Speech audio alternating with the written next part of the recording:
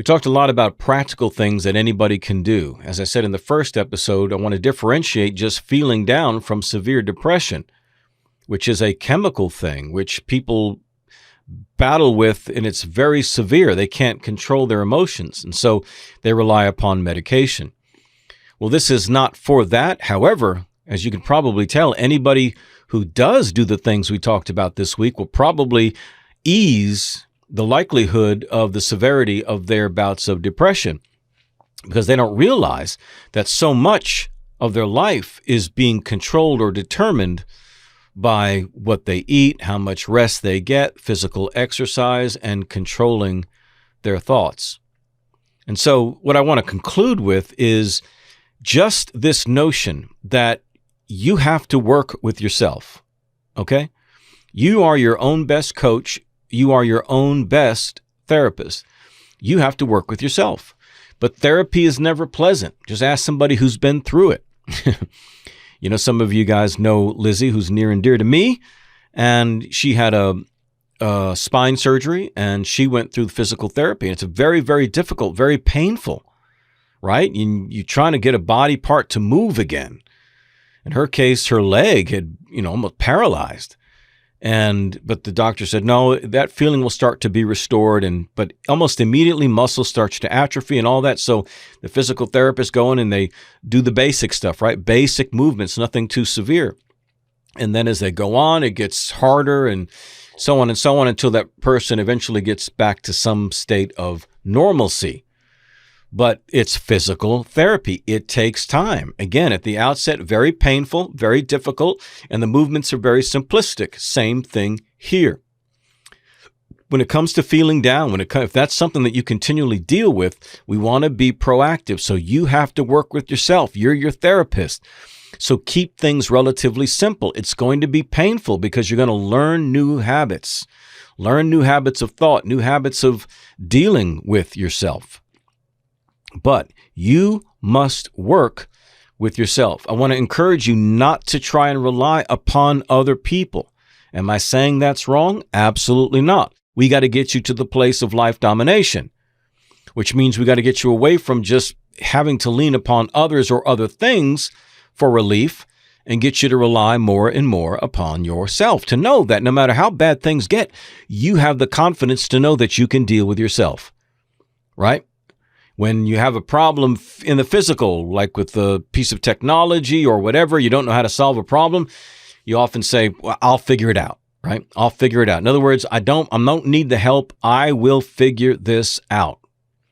And you will figure it out. You will figure yourself out. You will learn how to work more and more with yourself, so that when you do start to feel down, you'll recognize what it is. You won't exaggerate it. You won't say, oh my God. No, you'll know, okay, I'm feeling this way again. Let's look at it objectively. Let's not get all worked up about it. Let's pull ourselves aside and see, what are we lacking? What do we need? Where is the pain points? What recently happened? What's recently changed? And start to deal with yourself. Start to deconstruct your own mind, deconstruct your own emotions, deconstruct your own life. Take it apart and find out where the problems are. We're not as complicated as we think we are. Our bodies are built to work for the most part. And for those who have, a lot of physical problems, oftentimes it's because of the way that they live. Now, this is set over against people who have diseases and maladies that they can't do much about. I'm talking about people who just like, oh, my back, or oh, this, or oh, that. No, oftentimes it's because of the way they live. They don't exercise. They move improperly. Their posture is bad, etc. They do things that create their own problems. So we have to get to the place where we are very confident and competent to work with ourselves, to be that coach and mentor and therapist that we need. We don't always have to rely upon other people. Another reason why that's important is because, again, it'll give you a greater sense of dominance, a greater sense of personal control, because the more you feel like you have to run to others for help, the more you feel helpless. The more you feel like there's not much that you can deal with, that you can only go to so far before you've got to reach out for help. Well, again, the more you can rely upon yourself, the more dominant you're going to feel. Even if it's a struggle, it's not easy. I just don't want you to go running off for help all the time just because it's hard, just because you haven't been that way before. Maybe you've reached your ceiling. Fine. Work through it. Trust yourself. You're smart, okay? You're a bright person. You can troubleshoot. You can problem solve. You can do what's needed to get it done. You can do some of the things we talked about earlier in the week. Pull yourself aside, spend some time with friends, do whatever. Give yourself the relief, help to reset your clock, but get back at it. Be determined that you are going to solve your problems. The resources are there. We have more than enough information than we could possibly need. The solutions are often very practical, and it comes with governing the totality of our lives.